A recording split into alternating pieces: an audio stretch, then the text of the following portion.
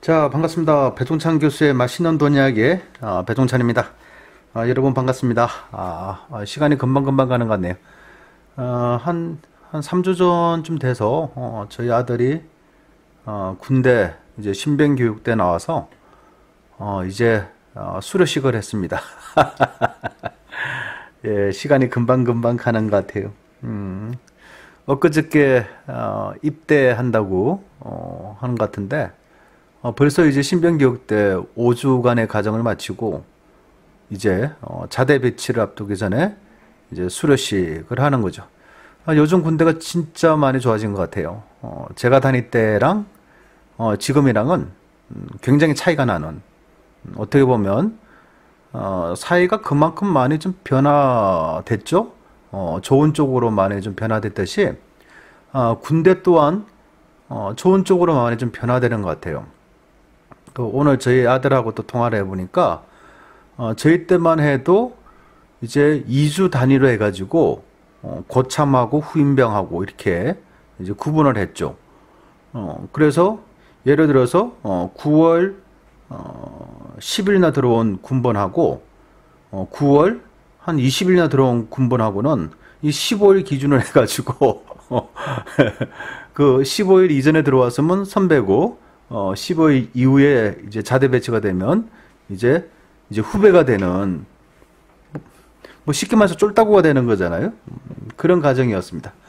그리고 이제 제가 병장 정도 딱 했을 때, 병장 달았을 때 이제 한 달 단위로, 그래서 9월 10일에 들어왔거나 9월 20일에 들어왔거나 이제 병장 달면 이제 동기가 되는 그런 시스템인데요.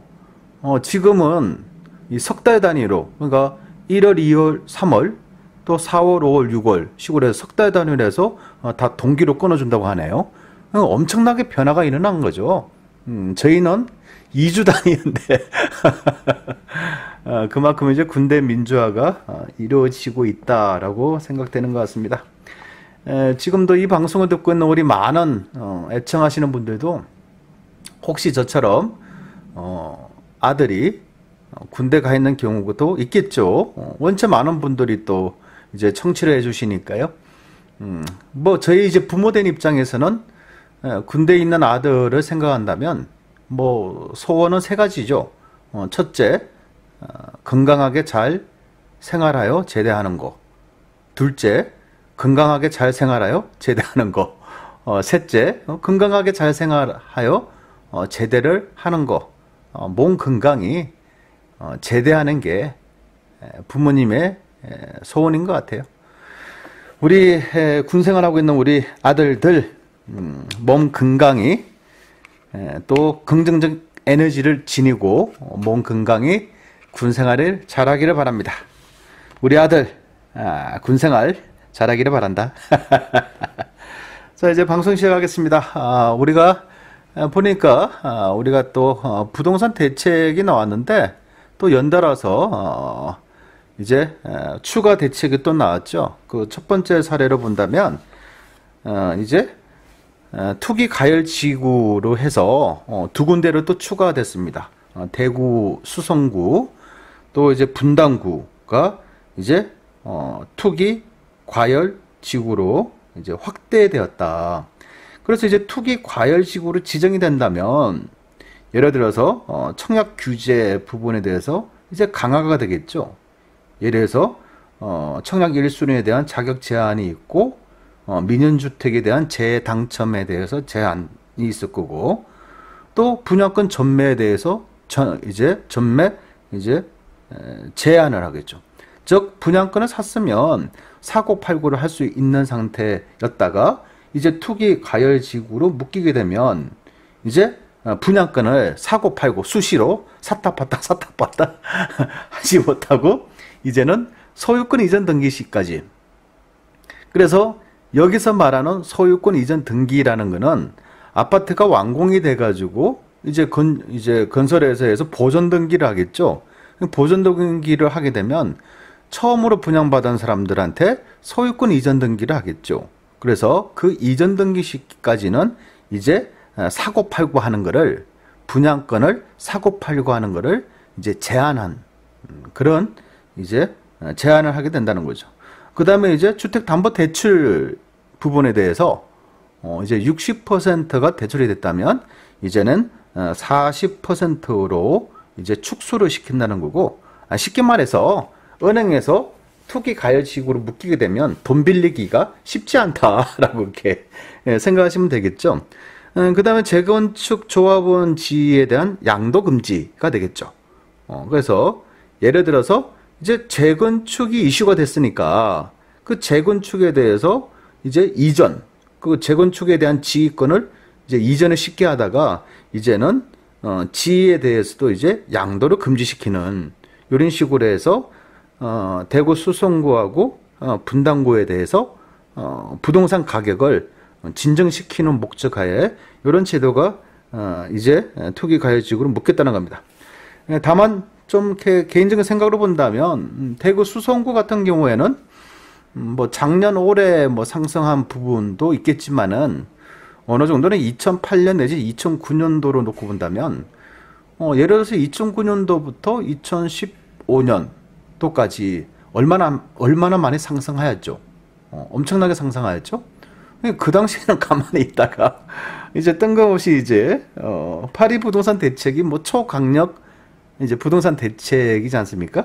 그런데 이제 대구 수성구까지 이제 확대가 됐다. 다만 아쉬운 거는 예전에 지금부터 예를 들어서 표현한다면 한 4년 전, 5년 전만 하더라도 충분히 또 6년 전, 7년 전만 하더라도 가격이 많이 급등하였는데 그때는 가만히 있었죠.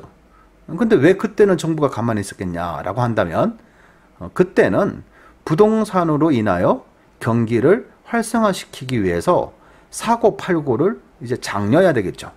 즉 부동산이 사고팔고를 한다는 것은 파는 사람 입장에서는 양도소득세가 납부가 되는 거고 부동산을 사는 사람 입장에서는 취득세를 납부하게 되겠죠. 그러다 보니까 부동산에 관련된 세금이 파는 사람은 양도소득세, 사는 사람은 취득세가 들어오니까 경기가 나아지겠죠. 즉 경기 활성화 정책에 의하여 이제 그 당시에 부동산 가격이 상승하고 뭐 그 당시에 폭등하다시피 했지 않습니까? 그럴 경우에는 그냥 가만히 놔두는 거예요. 놔두고 이제 가만히 놔두다 보니까 전국적으로 보니까 너무 많이 올라가는 거죠. 그러니까 한 12억짜리가 갑자기 14억 하고 또 15억 하고 16억을 한다. 그래서 정부 입장에서는 이거 너무 많이 올랐다. 서울 수도권을 놓고 본다면 그래서 제재를 하는 거죠. 그게 이제 전반적인 이제 82 부동산 대책의 핵심이라고 볼 수가 있겠죠. 아무튼 대구 수성구하고 분당구가 투기 과열지구로 묶였고요. 또 하나 우리가 눈여겨봐야 될 거 있는 것 같아요. 그거 바로 뭐냐면 민간 택지의 이제 주택 부분에 대해서 이제 아파트를 분양한다라고 할 경우에 분양가 상한제를 적용하겠다라는 거죠. 요거는 이제 분양가 상한제는 뭐냐면 정부가 인위적으로 분양가를 규제한다는 겁니다. 예를 들어서 1,000만 원 한도에서 아파트를 분양하라라고 규제를 하는 거죠. 그러니까 건설회사 입장에서는 들어간 비용이 1,100만 원인데 1,100만 원을 분양하면 안 되겠습니까? 라고 하면 안 돼라고 말하는 거죠. 그게 분양가 이제 상한제가 되는 거죠. 그래서 경기가 안 좋을 때는 분양가 상한제를 풀어주는 거고요. 또 분양가 상한제를 풀어주니까 이제 건설회사 입장에서는 그 어떤 누가 분양가를 축소하면서 낮게 낮추면서 분양하는 건설회사는 많지 않겠죠. 분양가 상한제를 풀어줬으면 이왕이면 분양 가격을 좀 올려받겠죠. 올려받아서 그러면 이제 우리가 현재 거주하고 있는 아파트 옆에 아파트가 신규로 분양을 하는데 우리 집보다 평당 가격이 200만 원, 300만 원 더 비싸게 분양을 하더라. 그런 식으로 보면 기존에 있는 아파트 또한 옆에 아파트가 한 평당 200만 원, 300만 원 비싸게 분양하는데 우리도 그냥 한 평당 50만 원씩 올리자. 또 우리도 그냥 한 평당 뭐 100만 원씩 올리자. 이렇게 생각할 수도 있겠죠. 따라서 인근 지역에 아파트가 고분양가로 이제 지어지게 된다면 이제 기존에 있는 아파트도 부동산 가격이 상승할 가능성이 좀 높다라고 볼 수가 있겠죠. 그러다 보니까 분양가 상한제를 풀어주게 됨으로써 그동안 우리가 청약에 대해서 열풍이 들어왔고, 또한 분양권에 대해서 우리가 투자를 많이 하는 그런 시대가 됐죠. 그러다 보니까 건설에서는 돈 벌고, 또 분양권에 사고 팔고 한 사람도 돈 벌고, 그러다 보니까 분양권 투자를 안 하게 되면 왠지 모르게 뒤처지는 느낌이 든다. 그래서 너나 할 것 없이 분양권에 투자를 했다.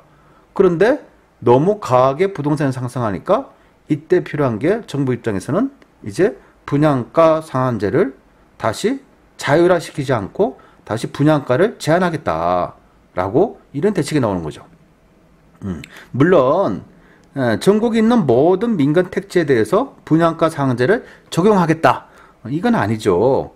그래서 분양가 상한제를 적용하는 지역으로 본다면 이제 3개월간 주택 가격 상승률이 물가 상승률의 2배가 넘는 지역 가운데서 12개월 동안 평균 분양 가격 상승률이 물가 상승률의 2배를 초과하거나, 아니면 직전 2개월간 청약 경쟁률이 일반의 경우 5대1 이상, 또 국민주택 규모 초과의 경우는 10대1 이상 되는 경우, 또 3개월간 주택 거래량이 전년 대비하여 20% 이상 증가하는 경우, 요 세 가지 중에 하나만이라도 해당되면 이제 주택정책심의위원회에서 심의를 거쳐서 분양가 상한제를 적용할 수도 있다라는 겁니다.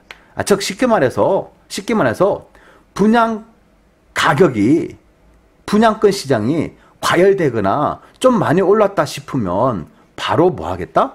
분양가 상한제를 적용하겠다. 즉 이제 고분양가 정책을 피지 못해 가는 거죠. 아까 말씀드린 것처럼 예를 들어서 이제 지방 대도시 같은 경우 분양가를 1,300만 원으로 묶어버리겠다라고 하면 1,350만 원, 1,400만 원짜리 한 평당 그거를 지을 수가 없다는 얘기입니다. 그래서 분양가 상한제를 묶게 되면 이제 고분양가를 이제 할 수가 없다는 거죠. 그럼 고분양가를 할 수가 없다는 얘기는 이제 예를 들어서 우리 집 옆에 짓는, 내가 분양을 받았는데 한 평당 1,200만 원을 분양을 받았는데 그 인근 지역의 분양가가 한 평당 1,300만 원입니다. 그럼 한 평당 100만 원이 올랐으니까 내가 35평 아파트를 분양받았다 하면 한 평당 100만 원 곱하기 35평이니까 프리미엄이 3,500만 원 되는 거죠. 그런데 또 6개월 지나니까 이제 한 평당 분양 가격이 이제 1,500만 원 되더라. 이런 식으로 하면 한 평당 가격이 올라가면 올라갈수록 기존에 분양받은 아파트의 분양권들은 프리미엄이 상승하겠죠. 그런데 이제 분양가 상한제 적용하게 됨으로써 이제는 그런 재미 보는 시대가 이제 서서히 좀 그런 재미를 보지 못하게 되는 그런 가능성이 더 많아졌다라고 볼 수가 있겠죠. 그래서 이 부분에 대해서는 이제 분양가 상한제로 묶인 경우하고 또 풀어준 경우의 이제 데이터를 이제 분석해 보면 어느 정도 우리가 어떻게 될 것이다라고 우리가 미도 짐작할 수는 있다라고 볼 수 있겠습니다. 아무튼 결론적으로 말해서 8.2 부동산 대책 이후로도 부동산 시장이 다소 꿈틀꿈틀 그런 부분이 있어서, 그래서 분양가 상한제를 다시 부활시키겠다. 즉 민간 택지에 한해서, 또한 투기 과열 지구로 대구 수성구하고 이제 분당구를 투기 과열 지구로 다시 지정이 됐습니다. 그만큼 정부 입장에서는 부동산을 억제하기 위해서 좀 많은 관심을 가지고 있다라고 볼 수가 있겠네요. 거기에다가 인천 쪽하고 또 경기도 안양시, 그리고 성남시, 또 경기 고양, 또 부산, 이런 지역에 대해서도 집중 모니터링으로 해서 혹시라도 가격이 많이 상승하면 다시 투기 과열 지역으로 묶일 수 있는 가능성이 높다. 그러니까 전방위적으로 해서 부동산 시장을 규제하는 정책으로 이제 확 돌아섰다라고 볼 수가 있겠습니다. 자, 따라서 부동산 시장은 그닥 재미가 없겠죠? 아니, 정부가 이렇게 묶겠다는데, 그래서 물론 또 이렇게 묶였다라고 해도 또 상대적이겠죠. 떨어지는 지역은 떨어지고, 또다시, 좀 적게 떨어지는 지역은 또 적게 떨어질 것이고, 또 이런 지역이 아닌 경우에 다시 또 살며시, 가격이, 조금이나마 오를 수 있는 지역도 있고, 그래서 이런 부분에 대해서는 우리는 다양성이 있다라고 표현할 수 있겠습니다. 아무튼 부동산을 놓고 본다면 정부의 정책으로 인해서 부동산 가격은 이렇게 올라갈 수도 있고 떨어질 수도 있다라는 점 여러분들이 눈여겨보시기 바라겠습니다. 이상까지 배동찬 교수의 맛있는 돈 이야기였습니다. 감사합니다.